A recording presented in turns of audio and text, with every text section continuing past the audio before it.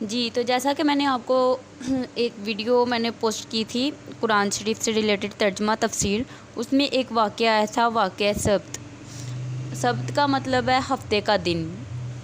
اور میں نے آپ کو کہا تھا کہ یہ واقعہ ہے، اور واقعہ وہ الگ سے سمجھا جائے تو ہی ہے، پارے کے اندر پارا مطلب میں آپ کو سبق کے اندر سمجھاتی تو وہ پھر اس طرح سے سمجھ نہیں تھی آنے۔ تو جی واقعہ سبت ہفتے کا دن ہے، اور واقعہ ادھر سے سٹارٹ ہوتا ہے کہ سب لوگ ہفتے کے دن دریا سمندر سے مچھلیاں نکالا کرتے تھے، مطلب کہ اس زمانے میں بنی اسرائیل قوم میں واقع فرعون میں سب لوگ نا ہفتے والے دن نا سمندر سے مچھلیاں نکالا کرتے تھے اور اپنا کام کرتے تھے، مگر جو امیر طبقہ تھا نا زیادہ مچھلیاں کٹھی کر کے رکھ لیتے تھے، مطلب کہ اس کو فریز کر لیتے تھے، جیسے آج کل کے زمانے میں ہم لوگ زیادہ سے ہفتے کا سارا سامان سٹور کر لیتے ہیں نا، تو اس طرح سے وہ سب کچھ مچھلیاں کٹھیاں کر کے رکھ لیتے تھے، اور غریب طبقے کے ہاتھ کچھ نہیں آتا تھا، کہ مطلب کہ امیر طبقے کے جو لوگ تھے نا وہ پہلے ہی سب کچھ اکٹھا کر لیتے تھے اور غریب لوگ دیکھتے رہ جاتے تھے۔ اس طرح سے اللہ نے حضرت موسیٰ علیہ السلام سے فرمایا کہ ان لوگوں سے کہیے کہ ہفتے کا دن چھوڑ کر جب چاہو مچھلیاں نکال سکتے ہو، کہ مطلب کہ اللہ تعالیٰ نے ایک دن مقرر کر دیا تھا، حضرت موسیٰ علیہ السلام کو فرما دیا تھا کہ ہفتے کے دن مچھلیاں کوئی بھی نہیں نکال سکتا، نہ امیر طبقے اور نہ غریب، تو آگے پیچھے جب مرضی نہ نکال سکتے ہیں،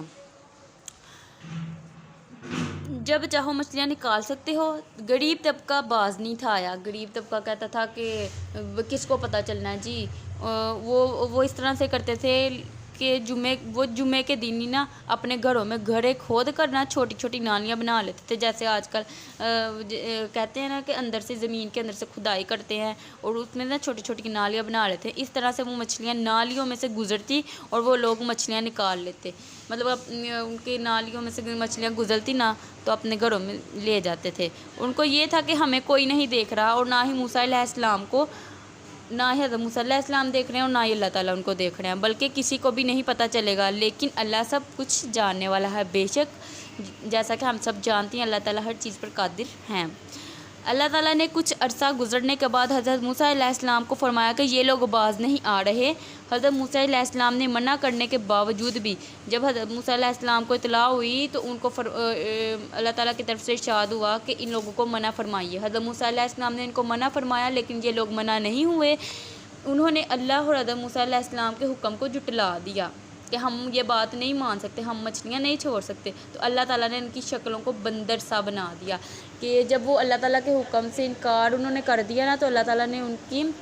جو شکلیں تھیں نا وہ بندر سی بنا دی، بندر بن گئے تھے وہ، اور یہ اللہ تعالیٰ کا کرم ہے، اللہ تعالیٰ کا یہ شکر ادا کریں کہ اللہ تعالیٰ نے ہمیں اس نعمت سے نوازا ہے۔ آپ صلی اللہ علیہ وسلم نے فرمایا تھا کہ میری امت جتنی مرضی گناہ گار ہو جائے اللہ تو ان کی شکلیں نہ تبدیل کریں، قیامت تک ان کو مطلب ان کی جو چہرے ہیں نا، جیسے دوسری قوموں کو پر عذاب ہے چہرے تبدیل کرنا، پھر